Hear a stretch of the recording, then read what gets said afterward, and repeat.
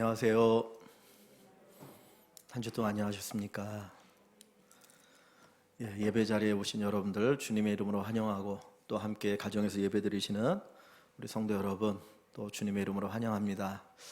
우리 얼굴을 맞대고 예배 드리지 못하지만 우리의 마음과 마음이 주 안에서 하나 되어서 살아계신 하나님 앞에 예배하는 귀한 시간이 되었으면 좋겠습니다. 다음 주부터는 이제 방역 지침이 좀 바뀌어서 예배당 좌석의 20%까지 예배 드릴 수 있다고 합니다. 그래서 저희들이 약 300석을 잡고 있는데, 그러면 한 60명 정도 드릴 수 있을 것 같아요. 그래서 좀 더 여유 있게 같이 또 예배할 수 있는 그런 또 시간들이 오는 것 같으니까 또 우리가 기대하는 마음으로 예배하면 좋겠고요. 이 시간 최고 예배, 하나님이 정말 기뻐하시는 귀한 예배가 드려지는 시간이 되기를 소망합니다. 우리 다 같이 사도신경으로 신앙 고백하겠습니다.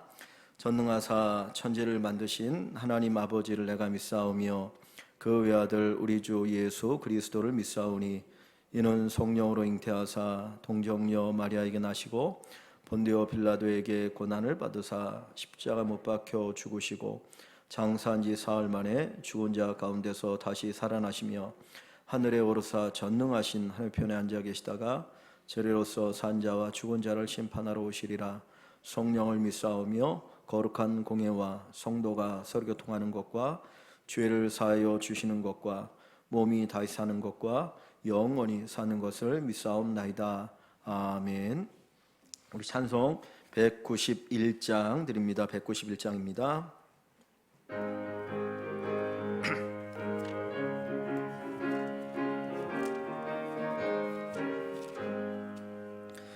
내가 매일 기쁘게 순례의 길 행함은 주의 팔이 나를 안보함이요, 내가 주의 큰 복을 받는 참된 비결은 주의 영이 함께함이라.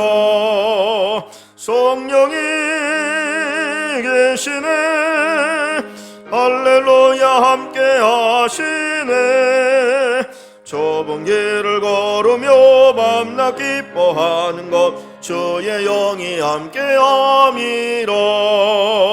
전에 죄에 빠져서 평안함이 없을 때 예수 십자가의 공로 힘입어 그 발 아래 엎드려 참된 평화 얻음은 주의 영이 함께함이라.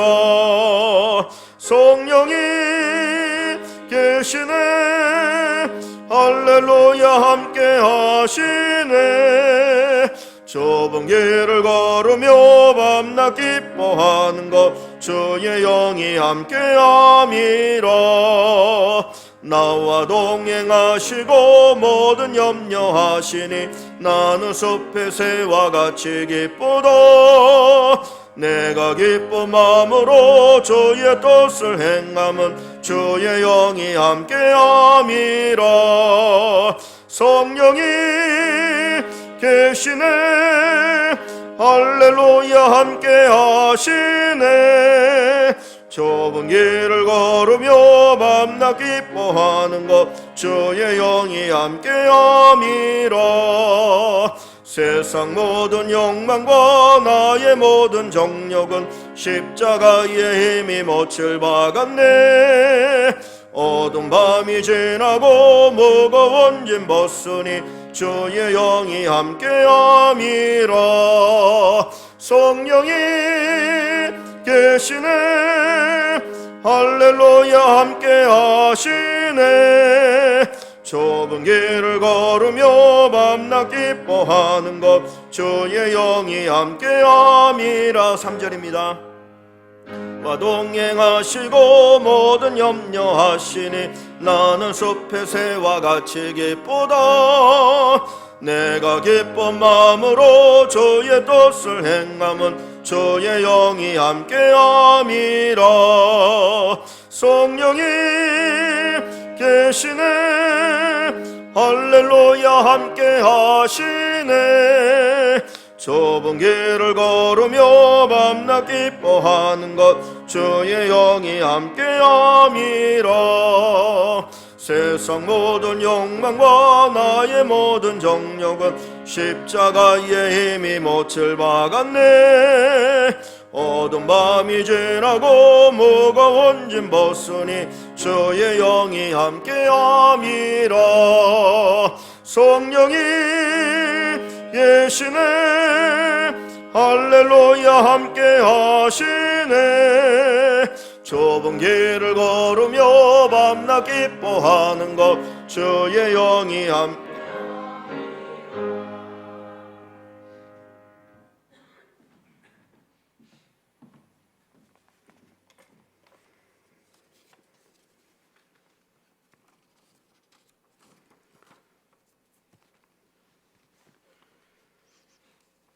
저희의 안과 밖에 계시며 온 우주의 사랑으로 거하시는 우리 주 하나님께 풍성한 은혜와 한없는 자비가 깃들기를 기원합니다.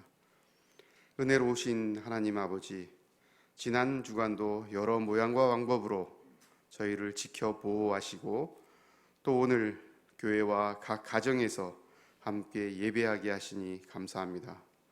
주님, 며칠씩 그칠 줄 모르고 내리는 장마철 장대비와 또 온 나라를 날려버릴 듯한 거센 가을 태풍 바람도 결국엔 지나가듯이 코로나도 조금 더 조심하고 인내하며 기도하고 찬양하며 준비하면 코로나로 인해 붕괴된 일상을 회복하여 주실 것을 믿습니다. 지난 주간을 되돌아봅니다. 무익한 것을 얻기 위해 열심과 노력을 하며 정작 중요한 것을 위해서는 아무 일도 하지 못하는 어리석음을 범하지 않게 하여 주시옵소서. 주님께서 우리에게 허락하신 은사들을 사용케 하시고 우리에게 주시는 기회들을 놓치지 않고 적절히 활용하게 하시옵소서. 주님을 온전히 의지하고 따르고 동행하며 서로 사랑하게 하여 주시옵소서. 반복되는 실수와 좌절, 아픔과 분노를 받아주시고 또 우리들에 대해 오래 참으시는 주님을 본받아 우리도 서로를 불쌍히 여기고 오래 참게 하여 주시옵소서. 교회를 위하여 기도합니다. 유초등부와 청년부가 축소되고 약화될 위기에 있음을 바로 알게 하여 주시옵소서. 적절하게 대처케 하여 주시고 또 믿음이 느슨해서 약해지고 냉담하게 되는 성도들이 늘어나고 있는 것 같습니다. 믿음을 회복시켜 주시옵소서. 성도, 재직, 중직, 교육자가 한마음 한뜻으로 직분과 역할을 잘 감당하여 바로 서게 하여 주시옵소서. 예배를 이끄시는 담임 목사님, 영육간의 강건함을 주장하여 주시고 예배를 준비하는 과정에서 쌓인 묵상과 기도가 온전히 예배를 통해서 은혜로 전달되게 하여 주시옵소서. 주님, 저희에게 능력과 지혜를 더하여 도와주시옵소서. 치열한 삶의 순간순간에 믿음으로 승리하게 하여 주시옵소서. 그리고 이 모든 것들을 이루어 가실 주님의 손길을 기대하게 하여 주시옵소서. 이 모든 말씀 언제나 오르시고 희망이신 우리 주 예수님의 이름으로 감사하며 기도합니다. 아멘.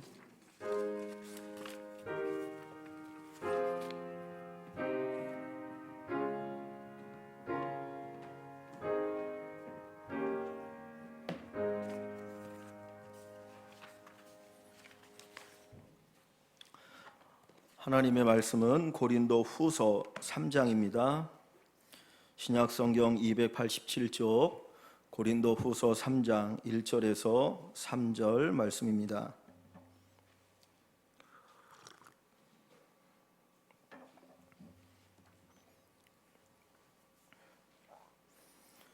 고린도후서 3장 1절에서 3절 말씀을 우리 함께 읽도록 합니다.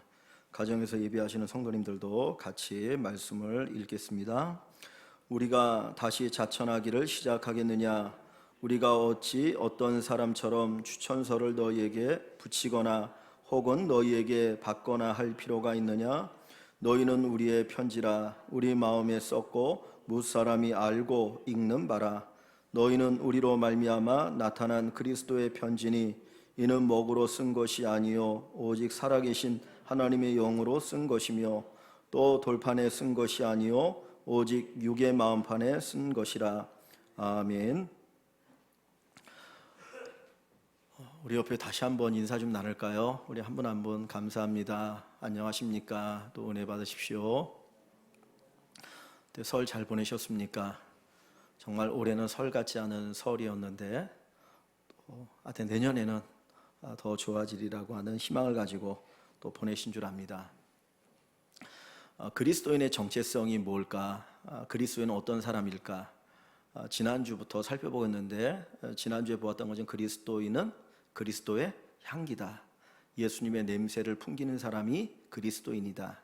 오늘은 그리스도의 편지, 그리스도인은 그리스도의 편지다.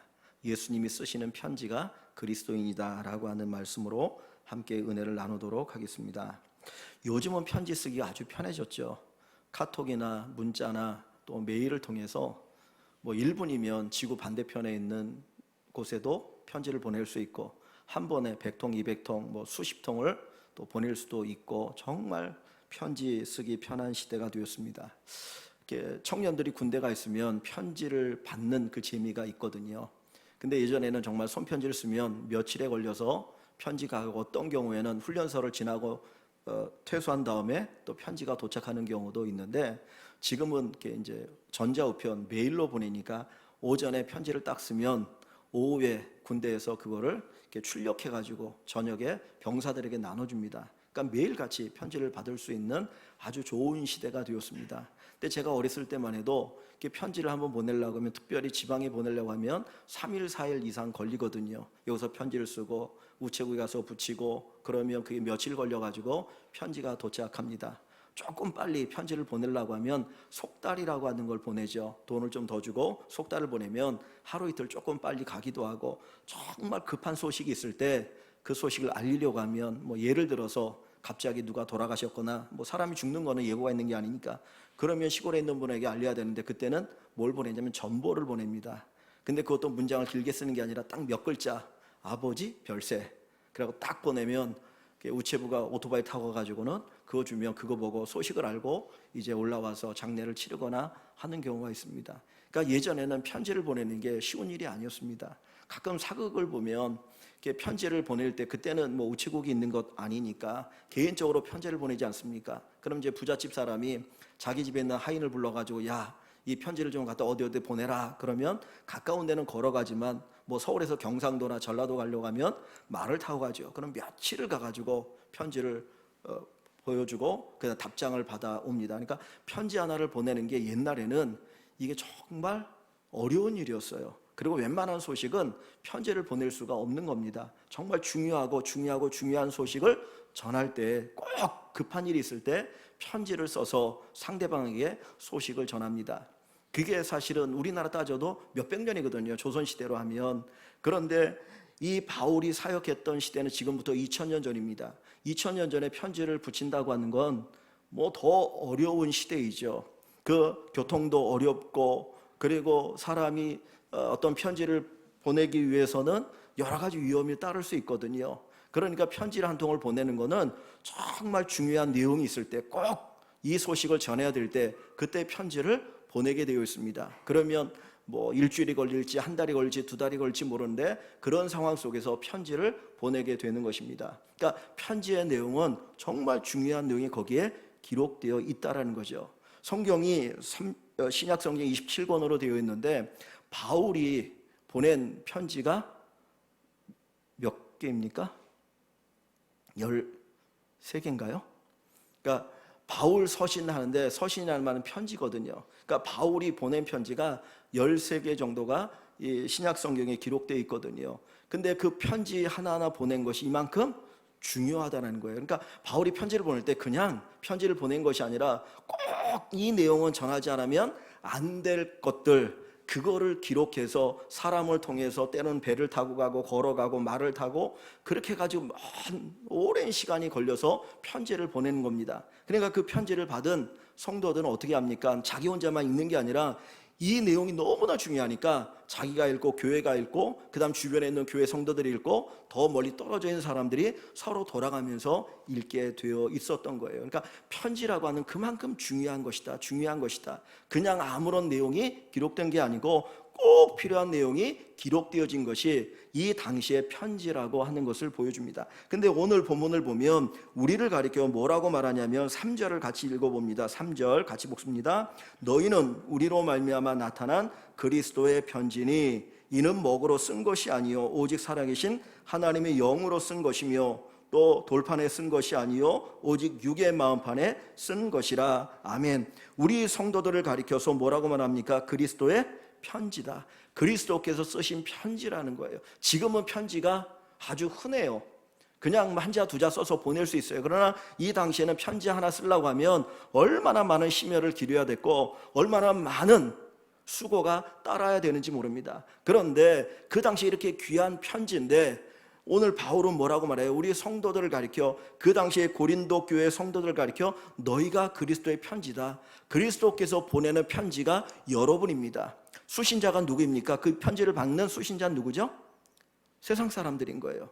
그러니까 하나님께서 세상 사람들에게 편지를 썼는데 그 편지가 누구로 나타나고 있어요? 그리스도인으로 나타나고 있는 겁니다. 오늘 우리 성도들은 이 세상에 보내는 하나님의 편지인 거예요.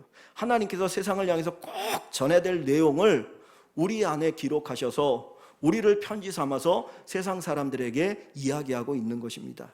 우리는 성경을 통해서 예수 그리스도를 알아요. 천국을 알아요. 그리스도인이 어떻게 살아야 되는지를 알아요. 어떻게 해야 천국에 들어가는지를 알아요. 그러나 세상 사람들은 이 성경책이 수십만 부, 수천만 부 어마어마하게 인쇄되고 팔리고 있지만 이거 안 봅니다. 이걸 통해서 하나님을 아는 게 아니에요. 이걸 통해서 천국의 소식을 아는 게 아니에요. 뭘 통해서 하나님을 알고 하나님의 소식을 압니까? 우리를 통해서. 예수 믿는 사람이 편지가 되어서 그 사람들에게 예수님의 소식을 가르쳐주고 천국의 소식을 가르쳐주고 예수님이 전하고자 하는 그 내용을 가르쳐주고 있다라고 하는 것이죠. 그런 면에서 우리 그리스도인이 얼마나 귀하고 소중한 존재인지 모릅니다. 아, 내가 그리스도의 편지야. 이 세상을 향한 하나님의 편지가 나다. 하나님은 나를 통해서 세상 사람들이 하나님이 어떤 분인지, 하나님께서 뭘 우리에게 말씀하기를 원하시는지, 천국의 진리가 뭔지, 천국의 소식이 무엇인지를 가르쳐 주기를 원하고 계신데 그 일에 우리가 쓰임받고 있다고 하는 이 자부심을 가지고 살아갈 수 있기를 소망합니다. 그리스도의 향기는 매력적이죠.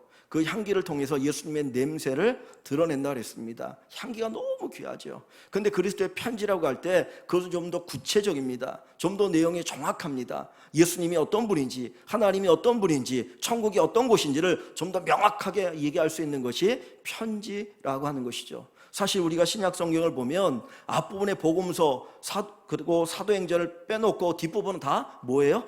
편지예요.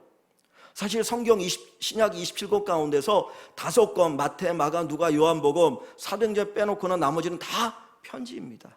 우리는 편지를 읽고 있는 거예요. 그 편지를 통해서 예수님이 어떤 분인지, 하나님이 어떤 분인지, 천국이 어떤 곳인지, 우리가 어떻게 살아야 될지를 거기서 배우고 거기서 알아가면서 그리고 주님의 은혜를 누리고 살거든요. 세상 사람들에게 저와 여러분들이 그리스도의 편지가 되어서 세상 사람들에게 예수가 어떤 분인지, 하나님이 어떤 분인지, 그리고 어떻게 하면 구원받는지, 천국이 어떤 곳인지를 가르쳐 줄 수 있는, 그들로 하여금 읽게 할 수 있는 귀한 축복이 있기를 주님의 이름으로 간절히 축원합니다. 이 편지는 어떤 소식만 전하는 것이 아니라 그 소식 속에는 그 편지를 쓰고 있는 사람의 마음이나 감정이 드러나요.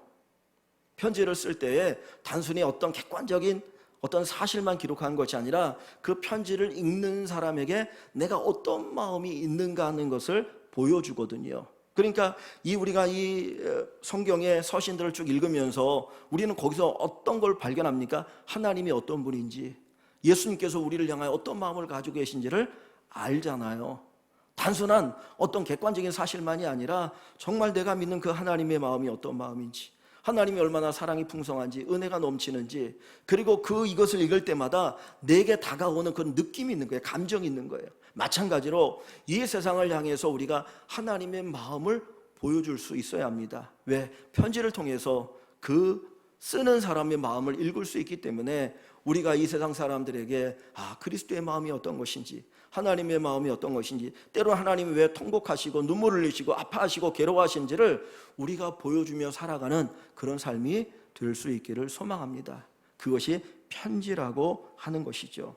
하나님께서는 저와 여러분들이 편지가 되어서 이 세상에 하나님을 드러내는 삶, 하나님이 이런 사람이구나, 이런 분이구나, 이런 신적인 존재구나, 그래서 내가 하나님을 믿어야 돼, 나도 그래서 하나님 믿어야 돼 라고 고백할 수 있는 축복이 있기를 원합니다.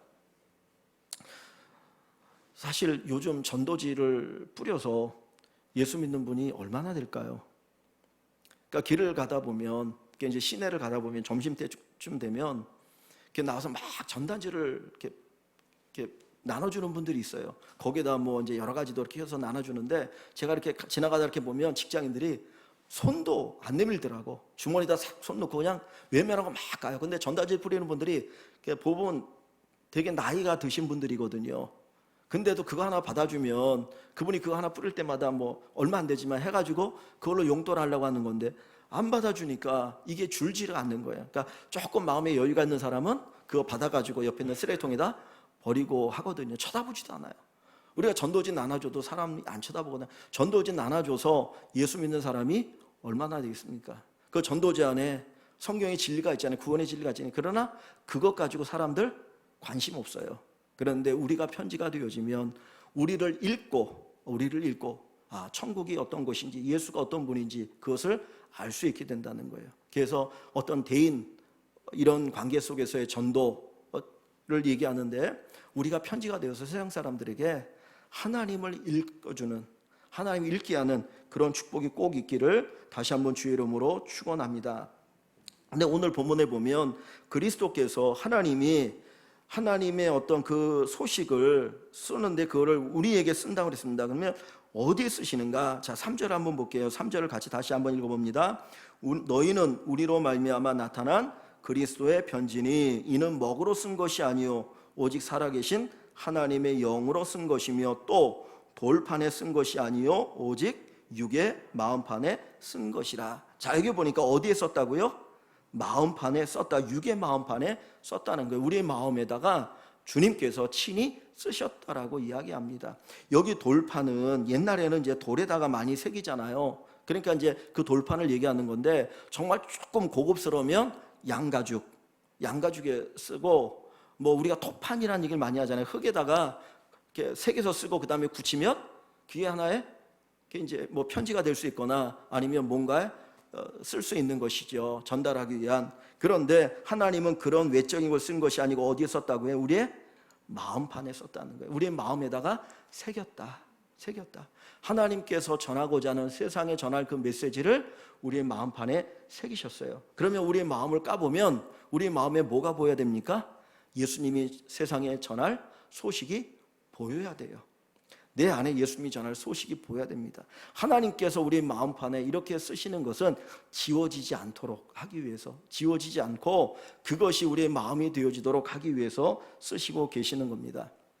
하나님께서 어디에 써요? 우리 마음판에 쓰셨다라고 이야기합니다. 그러면 편지를 우리의 마음에 썼다라고 하는 게 뭘까요? 우리의 마음을 통해서 상대방이 읽게 만드는 거잖아요. 상대방이 우리의 마음을 보면 저게 예수님이 전달하고자 하는 내용이구나 하는 것을 알 수 있어요. 이 성경의 내용이 우리의 마음에 새겨질 때 마음판에 썼다라고 표현합니다. 책에 있는 지식, 책을 피면 거기에 엄청난 지식이 담겨 있어요. 그런데 책에 있는 지식은 내 건가요? 아닌가요? 그건 내 게 아니에요. 그죠? 책에 있는 지식은 책에 있는 지식일 뿐이에요. 근데 그 책을 읽고 내 머리에 담으면 그게 내 게 됩니까? 아닙니까? 내 게 되어져요. 그러나 머리에 지식이 있다고 해서 그 지식이 살아있는 지식은 아니에요. 우리가 특별히 성경 지식을 얘기할 때는 단순히 머리에 있는 지식을 얘기하는 것이 아니라 그 머리로부터 우리 가슴으로 내려올 때 그것을 살아있는 지식이라고 이야기합니다. 그러니까 하나님의 말씀을 우리가 읽고 듣고 묵상해서 내 머리에 머무는 것, 그것도 귀하지만 그것이 내 마음에 내려올 때 그게 편지가 되는 겁니다. 그것을 가리켜 우리의 마음판에 쓰셨다라고 얘기하는 것이죠. 성경은 우리에게 사랑하라고 얘기합니다. 사랑하라고 얘기합니다. 그런데 내 마음에 사랑할 마음이 없으면 사랑할까요? 사랑하지 않을까요? 사랑하지 않아요. 사랑하라는 얘기를 들으면 들을수록 더 괴로운 거예요. 나는 사랑할 마음이 없는데 자꾸 사랑하라고 하니까 나를 더 죄인으로 만드는 거야. 이게 뭐냐면 율법이에요. 율법은 그냥 계속 겉으로 사랑하라 사랑하라 사랑하라 얘기해요. 근데 내 마음은 사랑할 마음이 없어. 그러니까 더 괴로워. 그래서 율법은 우리가 죄인이라는 것을 드러내게 만드는 거예요. 근데 마음판에 새겼다라고 하는 건 말씀이 내 마음이 되는 거예요. 사랑하라 그랬는데 사랑하라는 그 말씀이 그냥 단순한 말씀이 아니라 명령이 아니라 내가 사랑하는 마음이 되어지면 이게 마음에 쓰여진 거예요. 그러면 사랑할 수 있나요? 없나요? 사랑할 수 있어요. 내 앞에 정말 불쌍한 사람이 있어요.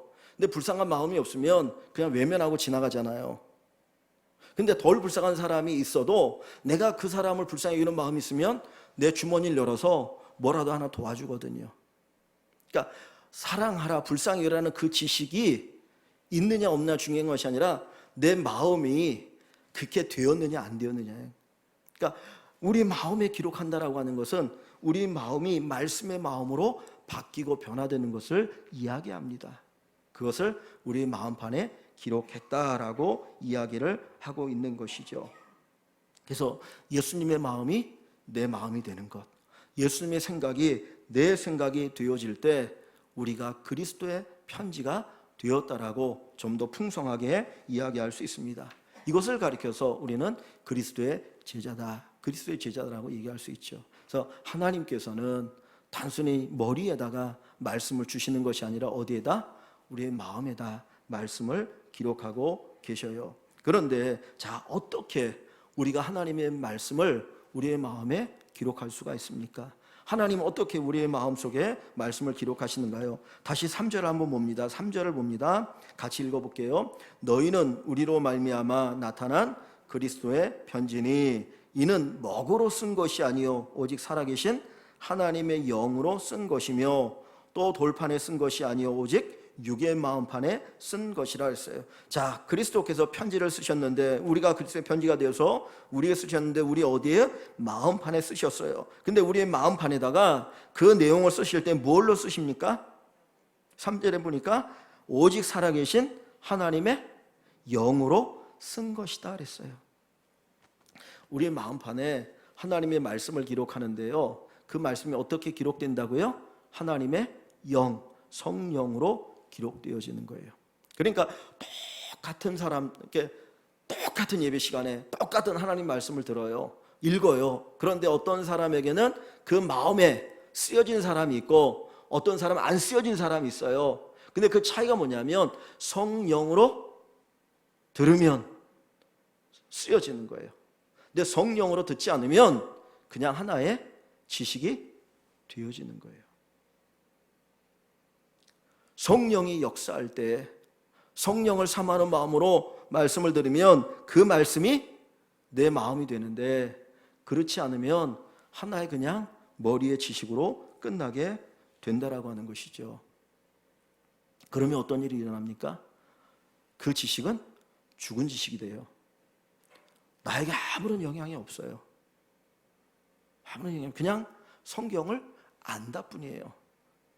근데 죽은 지식으로 끝나면 다행인데 이 지식은 죽은 지식일 뿐만 아니라 죽이는 지식이 돼요. 그 얘기 뭐냐면 나를 죽이고 다른 사람을 죽여요. 그 지식을 가지고 판단하기 시작합니다. 비판하기 시작합니다. 그게 누구냐면 바리새인이었어요. 바리새인은 성경에 능통한 사람들이잖아요. 율법에 능통한 사람들. 근데 예수님이 그들을 향해 뭐라고 합니까? 그들은 손가락 하나 까딱거리지 않는다 그래요. 그들은 지식을 가지고 뭘 했냐면 남을 판단하고 비판하는 일을 했어요. 예수님을 비판했고 사람들을 비판하고 판단했습니다. 그래서 예수님께서 나중에 그들에 대한 책망하실 때 화 있을진저 그러면서 하시는 말씀이 이 독사의 자식들이라, 사단의 자식들이라고 얘기하시고는 뭐라고 하냐면 너희도 천국에 들어가지 못할 뿐만 아니라 천국 문 앞에 서서 천국에 들어가는 사람들을 막고 못 들어가게 한다라고 얘기하셔요. 그러니까 성령으로 역사하는 지식이 아니면 그건 죽은 지식일 뿐만 아니라 죽이는 지식이 되는 거예요. 자기도 죽이고 남도 죽이고. 그래서 우리가 그리스도의 편지가 되기 위해서는 우리가 성령을 통해서 말씀을 듣고 그 말씀에 감동이 있어야 됩니다. 자, 어디를 보시냐면 성경 오늘 한 두 군데만 보려고 하는데요. 데살로니가전서 1장입니다. 329쪽.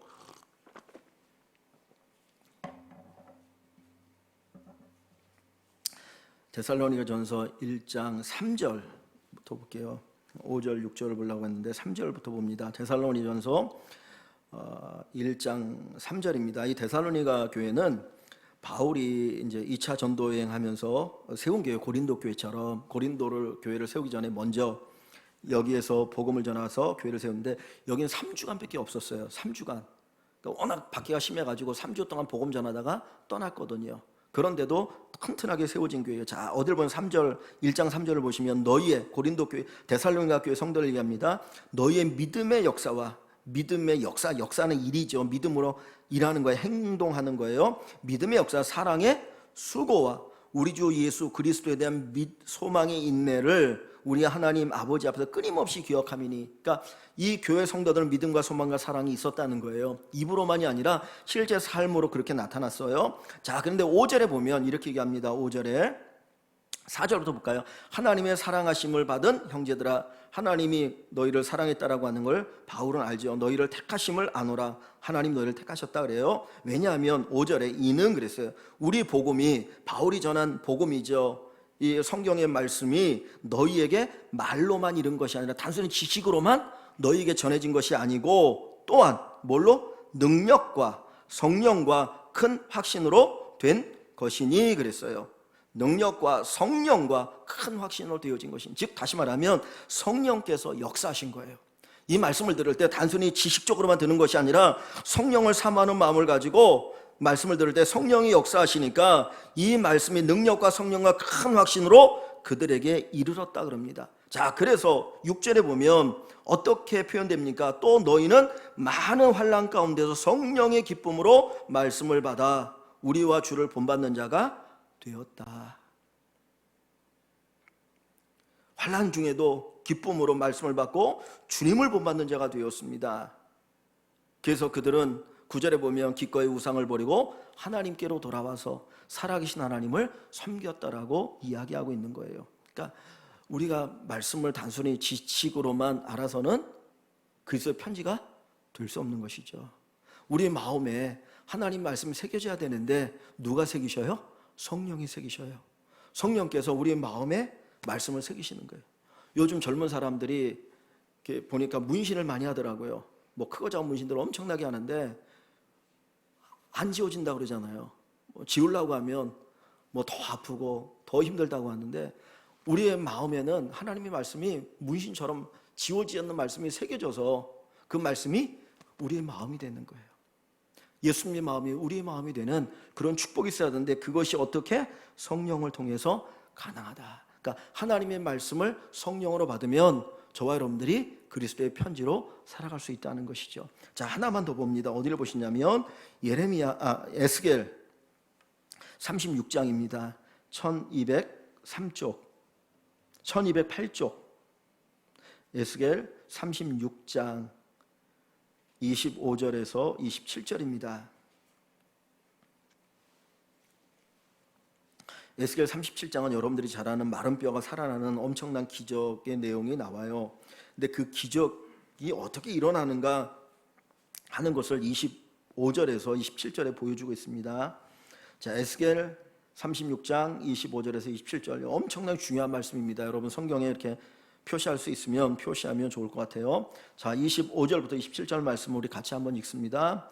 맑은 물을 너희에게 뿌려서 너희로 정결하게 하되 곧 너희 모든 더러운 곳에서와 모든 우상 숭배에서 너희를 정결하게 할 것이며 또 새 영을 너희 속에 두고 새 마음을 너희에게 주되 너희 육신에서 굳은 마음을 제거하고 부드러운 마음을 줄 것이며 또 내 영을 너희 속에 두어 너희로 내 율례를 행하게 하리니 너희가 내 규례를 지켜 행할지라. 아멘.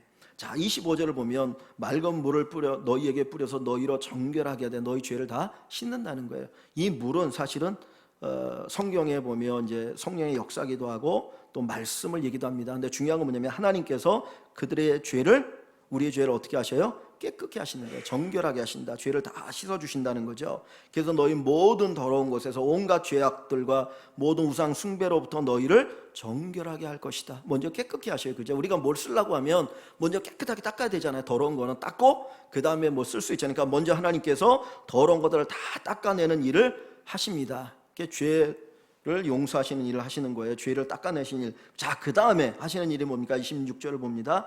또 새 영을 너희 속에 두고. 그래서 새 영을 너희 속에. 새 영이 뭘까요? 하나님의 영, 성령을 가리키시는 거예요. 하나님의 영, 성령을 너희 속에 두고. 그래서 우리 안에 성령님이 계시죠. 그죠? 자, 27절에 보면 또 내 영을 너희 속에 두고. 똑같은 말씀이죠. 하나님의 영을 우리 안에 이렇게 부어주신 거예요. 그래서 오순절에 성령이 임하시잖아요. 아까 하나님의 영으로 쓰셨다라고 하는 것이 이 말씀을 얘기합니다. 그래서 우리 마음에, 우리 안에 새 영, 성령님을 두셔서, 자, 그 다음에 어떤 일이 일어납니까? 26절에 새 마음을 너희에게 주되. 과거의 그 마음, 옛 마음이 아닌 새로운 마음을 우리에게 주시니까 성령이 임해야 우리가 새 마음을 가질 수 있어요. 그래서 성령을 통해서 새 사람이 되는 거예요. 누구든지 그리스도 안에 있으면 새로운 피조물이 되는 것이 바로 그리스도 안에 있다라고 하는 것은 성령이 우리 안에 거하시는 걸 의미하는 겁니다. 그러니까 성령이 우리 안에 계셔서 우리의 마음을 새 마음, 옛 사람의 마음이 아닌 새로운 마음을 우리에게 주셔요. 그렇게 되면 어떻게 되느냐? 너희 육신에서 무슨 마음을? 굳은 마음을 제거하고 딱딱한 마음을 제거하고. 여러분, 우리 안에 있는 장기는 다 이렇게 부드럽잖아요. 그죠? 근데 이게 딱딱해지면 어떻게 됩니까? 죽는 거예요. 기능을 못하니까. 간 경화가 뭐예요? 간이 굳어지는 거잖아요. 간이 딱딱하게 굳어져가지고 기능 못하면 결국에는 뭐 암이 되기도 하고 죽잖아요. 굳은 마음, 마음이 굳어버린 거예요. 그러니까 죽어가는 마음이죠. 굳은 마음, 죄로 죽은 거예요. 죄로 죽어간 그 굳은 마음을 어떻게 하셔요? 부드러운 마음을 바꾸시는 거예요. 굳은 마음을 제거하고 부드러운 마음을 주셔요. 그래서 거기에 하나님의 말씀이 심겨져서 거기서 자라서 열매를 맺게 되는 거예요. 굳은 마음을 제거하고 부드러운 마음을 줄 것이며. 그래서 마음이 부드러워졌어요. 거기에 뭐가 씨앗이 내려요? 말씀의 씨앗이 이제 심겨지는 거죠. 그죠? 그 마태복음 13장에 보면 씨 뿌리는 비가 나오잖아요. 그러니까 좋은 마음, 착한 마음이라고 하는데 부드러운 마음에 하나님 말씀이 심겨지니까 거기 자라요. 거기서 이제 열매를 맺는다고 하는데, 자, 그 얘기가 뭐냐면 27절입니다. 또 내 영을 너희 속에 두어. 그래서 그 굳은 마음에서 뭐가 납니까? 너희로 내 율례를 행하게 하리니. 율례가 뭡니까? 하나님의 말씀인 거예요. 하나님의 말씀을 행하게 하리니 너희가 내 규례를 지켜 행할지니라. 아까 말씀드렸던 것처럼 성경이 아무리 너 이렇게 살아야 돼, 이렇게 살아야 돼, 이렇게 살아야 된다고 얘기해도 마음이 없으면 못 살아요. 안 살아요. 그죠? 사랑하라, 사랑하라, 사랑하라고 얘기해도 사랑할 마음이 없으면 사랑 안 해요. 마음이, 사랑의 마음이 돼야 됩니다. 요거를 부드러운 마음이라고 얘기하네요. 거기에 하나님 말씀이 씨앗이 딱 심기면 그게 내 마음이에요. 그 말씀이 우리의 마음이 되는 거예요. 그러니까 뭐가 행해져요? 율례를 행하고 규례를 지킨다. 즉 말씀대로 사는 거예요. 그래서 그리스도인들이 그리스도의 편지, 하나님 보낸 편지가 되는 거죠. 그 사람을 읽으면 뭐가 보입니까? 예수님이 보이고, 그 사람을 읽으면 하나님이 보이고, 그 사람을 읽으면 천국이 보이고, 그 사람을 읽으면 어떻게 살아가야 될지가 보이게 되는 거예요. 그래서 그리스도의 편지다라고 이야기를 하고 있습니다. 성령의 감동이 없으면 그건 죽은 지식입니다. 죽은 그리스도인이죠. 저와 여러분들은 그리스도의 편지예요. 하나님의 말씀을 들을 때 성령이 내 안에 감동하셔서, 주님, 굳은 마음이 제거되고 부드러운 마음으로 주의 말씀을 들어서 그 말씀이 내 마음이 되어지고 그냥 자연스럽게 그 말씀대로 살아가는 삶이 되게 해주십시오라고 기도하기를 원합니다. 처음 우리가 이제 물에 들어 수영할 때는 정말 힘들잖아요. 뜨는 것 자체 힘들어요. 그런데 계속 수영하다 보면 그냥 물에 들어가면 저절로 떠져요. 그죠? 뭐 내가 뜨려고 안 해도 저절로 떠져요. 우리 믿음 생활이 그런 거거든요. 처음에는 막 힘들어요. 말씀대로 산다는 게. 근데 정말 성령의 충만을 받으면 그게 조금씩 그냥 저절로 되어지는 역사가 일어납니다. 그래서 그리스도의 편지가 되게 되는 것이죠. 자, 본문으로 다시 한번 돌아가 봅니다. 자, 이 편지에 대한 이야기를 할 때에 바울 사도가 왜 이 편지를 얘기를 하는가? 3장 1절을 보시면 우리가 다시 자천하기를 시작하겠냐. 자천이란 말이 뭡니까? 이렇게 한문으로 이렇게 돼 있어가지고 이게 뭔 말인지 잘 몰라요. 근데 쉽게 얘기하면 스스로 추천하는 거예요. 스스로 내가 하겠습니다 든지 스스로 자기를 추천하는 걸 자천이라고 했어요. 스스로 자천하기를 시작하겠느냐. 우리가 어찌 어떤 사람처럼 추천서를 너희에게 붙이거나 혹은 너희에게 받거나 할 필요가 있느냐. 자, 이 이야기는 이 얘기입니다. 바울이 사도라고 하는 것을 부정하는 사람들이 고린도 교회에 생겼어요. 그 외부에 이렇게 좋지 않은 영향을 받아가지고는 야, 바울이 진짜 사도야? 사도면 왜 그렇게 가난하게 살아? 왜 이렇게 몸이 병들어? 왜 말이 이렇게 어눌해? 뭐 이러면서 바울의 사도권을 무시하는 사람들이 생겼거든요. 개 중에. 그러니까 그 사람들이 그러면서 뭘 얘기합니까? 네가 사도라면 사도 추천서를 한번 가져와 봐라. 뭐 예수님의 제자들에게 추천서를 받든지 추천서를 가져와야 우리가 인정할 수 있는 거 아니냐 그러면서 바울을 자꾸 뭉개려고 하는 사람이 있는 거예요. 그때 바울이 뭐라고 그러냐면 야, 내가 그 얘기를 들었고 다시 나를 추천하겠느냐? 추천서를 내가 가져오겠느냐?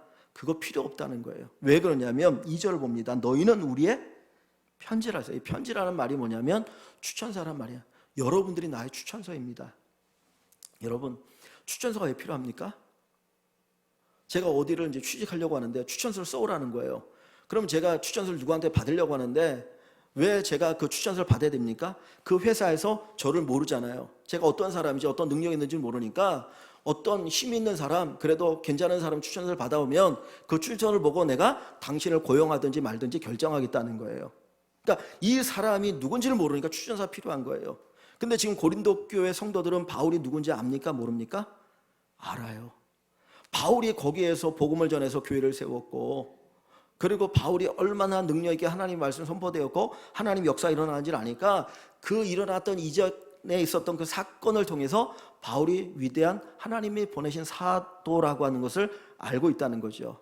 그리고 사실은 바울이 사도라고 하는 걸 누가 제일 먼저 압니까? 성도들이 알잖아요. 그들이 바울을 통해 예수를 만났고 예수를 믿었고 구원받았고 그리스도의 사람으로 세워져 가는 거잖아요. 그러니까 나에게는 사실은 이 편지가 필요한 게 아니고 여러분이 나의 추천서입니다. 여러분 보면 내가 누군지 알지 꼭 무슨 종이 쪼가리 하나 갖다 줘갖고 알겠습니까? 이걸 얘기하는 거예요. 사실 목회자들이 있어서 추천서가 뭐겠습니까? 누군가에게 뭐 한 냐 받아가지고 그거는 어렸을 때죠. 정말 처음 시작할 때. 근데 목회자의 추천서는 성도의 성도, 교회. 교회 성도들 보면 목회자를 아는 거죠. 여러분들의 모습 속에서 누구를 봅니까? 저의 수준을 보는 거예요. 목회자가 성도는 같이 가는 거지 뭐 목회자는 이렇게 수준이 높은데 성도는 이렇게 낮다? 다 그거 아닙니다. 같이 갈 수밖에 없는 거예요. 그러니까 바울이 여기서 얘기하는 게 그거예요. 이 편지라고 얘기할 때 진짜 추천서가 뭡니까? 성도 여러분입니다. 성도 여러분입니다. 저에 대한 추천서는 여러분이고요. 또 여러분의 추천서는 저겠죠. 그러니까 어떤 눈에 보이는 어떤 그런 이 종이 쪼가리 같은 이런 추천서가 아니라 우리의 삶이 진짜 추천서가 되어야 한다라고 하는 것을 우리에게 가르쳐주고 있습니다. 여러분들을 이야기할 때 여러분의 삶을 보고 아, 정말 여러분이 그리스도의 사람이구나. 정말 예수 믿는 신실한 사람이구나. 그래서 그것을 보고 여러분들 그냥 인정해 줄 수 있어야죠. 그것이 우리가 또 점점점 더 성숙해야 될 과정이 되어지리라 생각합니다. 오늘 이 말씀 속에서 우리는 그리스도의 편지다 그랬습니다. 그리스도의 편지다. 하나님이 이 세상에 정말 꼭 전하고 싶은 소식을 편지를 써서 전하는데 누구를 편지 삼아서 우리를 편지 삼아서 쓰고 있는 거예요. 저도 그리스도의 편지요. 여러분도 그리스도의 편지입니다. 저의 수준이나 여러분의 수준이나 거긴 거예요. 우리가 더 성숙해야 되겠죠. 더 선명하게 뚜렷하게 하나님이 전하고자 하는 소식이 드러나야 되겠죠. 그러니까 조금 희미합니까? 기도하면 좋겠습니다. 하나님, 제가 좀 더 선명하게 그리스도의 편지로 드러나게 하여 주옵소서. 성령 하나님이 역사하셔서 내 안에 하나님 말씀이 새겨지고 그래서 그 말씀이 내 삶, 내 마음, 내 삶이 되어서 세상 사람들이 나를 읽고 예수님을 발견하고, 나를 읽고 하나님을 발견하고, 나를 읽고 천국을 발견한 삶이 되게 하여 주옵소서. 이 기도가 우리 모두에게 있기를 주님의 이름으로 간절히 축원합니다. 우리 이 시간 말씀 생각하면서 잠시 기도합니다. 그리스도인은 누구인가? 그리스도의 향기다. 그리스도를 아는 냄새다 그랬습니다. 세상에 예수님을 아는 냄새, 그 냄새를 맡으면 이게 무슨 냄새인 것지 아는 것처럼 우리를 통해서 예수님이 어떤 분이겠구나 하는 것을 알 수 있는 그리스도의 향기입니다. 두 번째로 그리스도의 편지라 그랬습니다. 하나님이 전하고자 하는 소식, 예수님이 전하고자 하는 그 소식, 예수님의 그 마음을 세상에 전달하는 그리스도의 편지가 우리들입니다. 하나님은 우리의 마음에 하나님이 전하고자 하는 그 말씀을 기록하셔서 우리를 세상 사람들이 읽음으로 예수님이 어떤 분인지, 하나님이 어떤 분인지, 천국이 어떤 곳인지, 이 세상을 어떻게 살아야 될지, 자기들이 살고 있는 그 삶이 잘못되어진 것들을 깨닫게 하시고 돌이키게 하는데 우리를 쓰고 계십니다. 주님, 우리의 마음에 하나님이 쓰시고자 하는 것들을 마음껏 쓰십시오. 하나님이 쓰시고자 하는 것들을 마음껏 쓰시기를 원합니다. 주의 성령으로 성령이 역사하셔서 우리의 마음속에 하나님의 말씀이, 하나님의 마음이, 하나님의 성품이 새겨지게 하여 주옵소서. 우리가 가지고 있는 지식이 죽은 지식이 아니고 죽이는 지식이 아니라 살리는 지식이 되길 원합니다. 사람을 살리는 하나님 편지가 되게 하여 주옵소서. 우리 이 시간 말씀을 가면서 함께 같이 기도합니다. 살아계신 하나님 아버지 감사합니다. 오늘도 하나님께서 귀한 예배 자리로 저희들을 불러주시고 하나님을 예배하고 찬양 경배하게 하시니 감사합니다. 오직 하나님 영광 받아 주옵시고 하나님의 은혜가 충만하게 하시고 하나님의 사랑 우리를 덧입혀 주시옵소서. 아버지, 정말 저희들 그리스도의 편지로 살길 원합니다. 예수의 편지, 그리스도의 편지로 이 땅을 살아가는 복된 삶이 되게 하여 주시옵소서. 예배하는 우리 모든 성도들 어느 곳에 있든지 어디서든지 정말 우리를 통해서 그리스도를 읽을 수 있는 귀한 축복이 꼭 넘치도록 주님 도와주시기를 간절히 기도하곤 합니다. 주님 도와주옵소서. 주님 도와주시옵소서. 예수님 이름으로 감사하며 기도합나이다. 아멘. 아멘. 사랑의 하나님 아버지 감사합니다. 예배하게 하시고 주의 말씀을 듣게 하시고 특별히 저희들이 그리스도의 편지라고 하는 것을 다시 한번 깨달아 알게 하시니 감사합니다. 하나님이 쓰시고자 하는 것들을 우리에게 쓰셔서 세상으로 온전히 읽을 수 있도록 역사하여 주시옵소서. 우리의 마음에 하나님의 말씀이, 하나님의 복된 소식이 잘 기록되어지게 하여 주옵소서. 우리의 어떤 육의 힘으로가 아니라 성령의 역사하심으로, 성령의 감동으로 우리의 마음에 주의 말씀이 잘 기록되어서 주의 말씀이 우리의 마음이 되어지고 우리의 삶이 되게 하여 주시길 원하 기도합니다. 새 마음을 우리에게 주신 하나님, 새 마음의 역사가 있게 하시고 예수님의 마음이 우리의 마음, 예수님의 뜻이 우리의 뜻, 예수님의 생각이 우리의 생각 되어지는 놀라운 축복을 우리 모두가 경험하게 하여 주시옵소서. 감사합니다. 예수님의 이름으로 기도하옵나이다. 아멘. 찬송 455장입니다. 455장 찬양드립니다.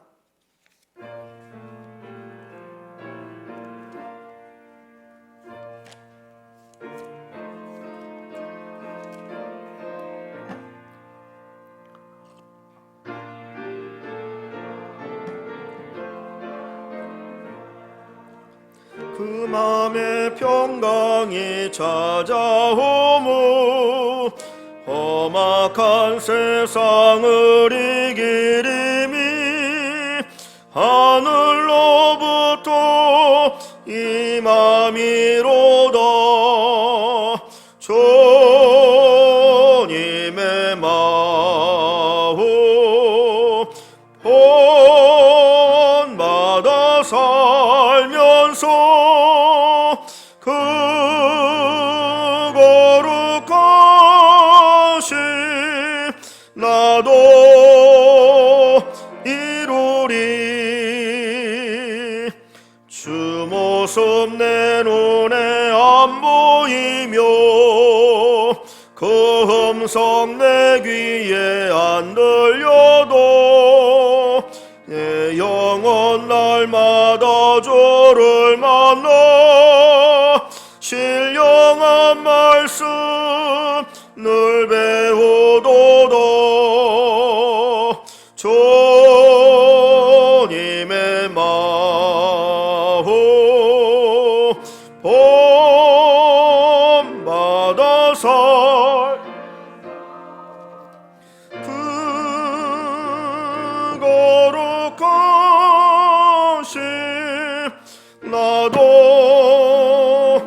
이루리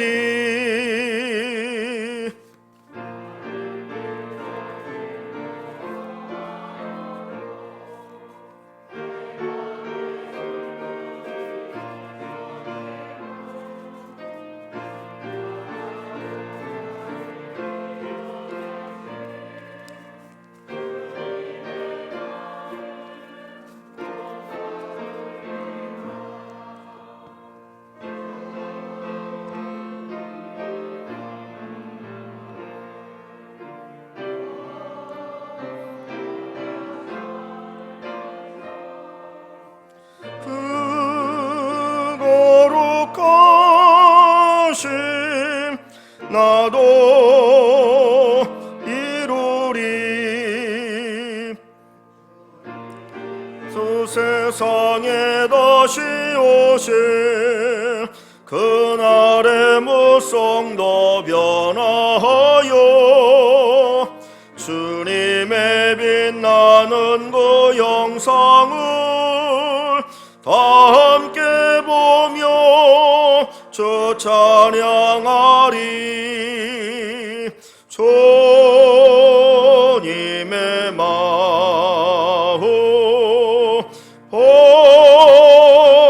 본받아 살면서 그 거룩하심 나도 이루리. 아멘. 보은사 하나님께 드리겠습니다. 나와 백성이 무엇이간데 이처럼 즐거운 마음으로 드릴 힘이 있었나이까. 모든 것이 주께로 말미암아 싸우니 우리가 주의 손에서 받은 것으로 주께 드렸을 뿐이니이다. 아멘. 광고 말씀 몇 가지 드리겠습니다. 예배 시작할 때 제가 말씀드렸던 것처럼 내일부터 방역 지침이 조금 완화되어서 이제 예배를 드리는 인원도 좌석의 20%까지 이제 가능하다고 합니다. 그래서 60명까지 본당에서 예배 드릴 수 있고요. 그래서 많은 분들이 또 같이 나오셔서 예배를 드리면 좋을 것 같습니다. 어떤 글을 보니까 예배를 보지 말고 예배를 드립시다 하는 말이 있거든요. 사실 이렇게 미디어를 앞에다 놓고 예배를 드리다 보면 이렇게 볼게 될 때가 많아요. 그러니까 이제 저도 마찬가지고 여러분 마찬가지인데서 하나님 앞에 정말 가장 귀한 예배를 드리면 좋을 것 같습니다. 그래서 더 오셔서 같이 예배를 드리시고 또 같이 인사도 나누시고 그러시면 좋을 것 같고요. 성경 공부를 이제 6주간 새롭게 시작하려고 합니다. 하나님이 조각하시는 걸작품 인생 제목인데 베드로를 하나님이 어떻게 갈릴리 바다에서 고기 잡는 어부인 베드로를 어떻게 하나님이 걸작품으로 만드시는가 하는 그 과정을 6주간에 나눠서 합니다. 그래서 수요일 저녁 8시에 이제 정시간에 하고요. 또 혹시 그 시간에 참석하지 못하는 분들을 위해서는 영상을 올려놓겠습니다. 그래서 어떻게든지 같이 또 말씀을 배워가는 기간이 되었으면 좋겠습니다. 그래서 많이들 신청하시고 같이 공부하시면 좋겠고요. 이 어려운 때에 조금 더 힘쓰시면 좋겠고, 또 주보에 보시면 주보 뒷장에 이제 가정 예배, 주일 오후 예배를 드리지 못하기 때문에 가정에서 주일 오후 예배를 대신하도록 가정 예배, 그리고 또 한쪽에는 이것을 조금 더 질문을 심화시켜서 하는 내용이 있습니다. 똑같은 본문의 내용이거든요. 근데 이제 교회에서 저하고 교육자들이 이 본문을 가지고 이렇게 말씀을 나누는 것을 영상으로 찍어서 여러분들에게 올려드립니다. 그래서 그냥 하시면 조금 어려울 수도 있는데 별로 어려운 건 없는데 조금 더 말씀의 은혜를 나누도록 하기 위해서 매주 올려드리는데, 여러분들이 그것 이렇게 영상을 켜놓고 같이 말씀을 묵상하시면 이렇게 많이 도움이 될 것 같아요. 제가 이렇게 성경을 조금씩 가르쳐 드리는 그런 내용도 같이 되어지니까 여러분들이 이 말씀을 가지시고 하시면 좋겠고, 그래서 다른 분들하고도 같이 가정에서 나누셔도 되고요. 그래서 교회가 이렇게 드리는 그 영상을 좀 사용하셔서 말씀의 은혜를 함께 나누실 수 있으면 좋겠습니다.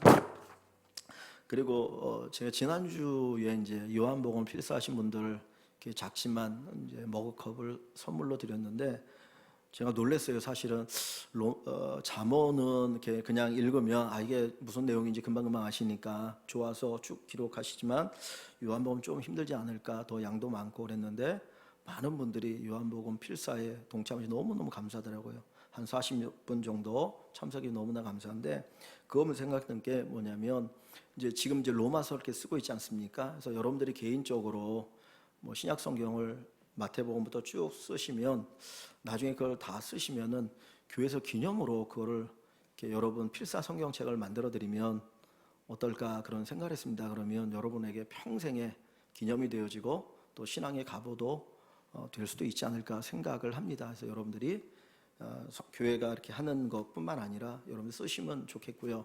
그래서 그 노트에 대해서 문의하시면 또 노트는 또 이렇게 준비해서 드리도록 하겠습니다. 그래서 이번 코로나의 어려운 때 또 필사를 통해서 또 성경 뭐 읽기나 성경 공부를 통해서 또 말씀을 배워가는 좋은 기회가 되었으면 좋겠습니다. 그래서 한번 도전해 보실 분들은 도전해 보시면 좋을 것 같고요.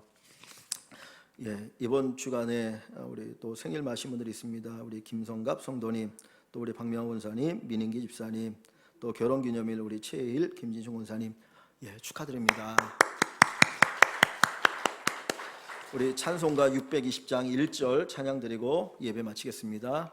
620장입니다.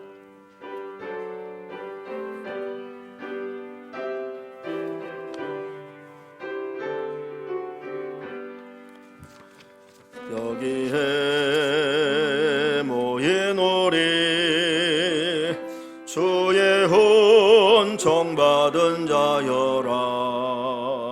주께서 이 자리에 함께 계심을 아노라. 언제나 주님만을 찬양하며 따라가리니, 시험을 당할 때도 함께 계심을 믿노라. 이 믿음 더욱 굳세라. 주가 지켜주신다. 어두운 밤에도 주의 밝은 빛 인도하여 주신다. 성경 공부하실 분들은 잠깐만 자리에 남아 주시면 성경 공부를 어떻게 할 것인지 한 5분 정도 좀 말씀드리는 시간을 갖도록 하겠습니다. 그래서 성경 공부하시는 분들은 잠깐만 자리에 남아 주시면 좋겠습니다. 살아계신 하나님 아버지 감사합니다. 우리 김성갑 성도님 또 믿음 생활을 시작하게 하신 거 감사합니다. 코로나로 인하여 함께 또 한 자리에 예배하지 못하지만 그 마음속에 주님을 향한 믿음의 씨앗이 잘 자라게 하여 주셔서 귀한 열매를 맺을 수 있게 하여 주옵소서. 또 멀리 캐나다에서 어머니의 신앙을 위해 기도하는 딸을 기억하시고 그 기도를 들으사 믿음의 믿음을 더하여 주시고 살아계신 하나님을 깊이 만나는 축복이 있도록 인도하여 주시옵소서. 또 건강도 지켜주시고 또 아버지 하나님 또 낙상으로 인하여서 다친 모든 것들을 깨끗하게 치료하여 주시기를 기도합니다. 우리 박명호 원사님 또 주님을 사랑하는 귀한 믿음을 더하시니 감사합니다.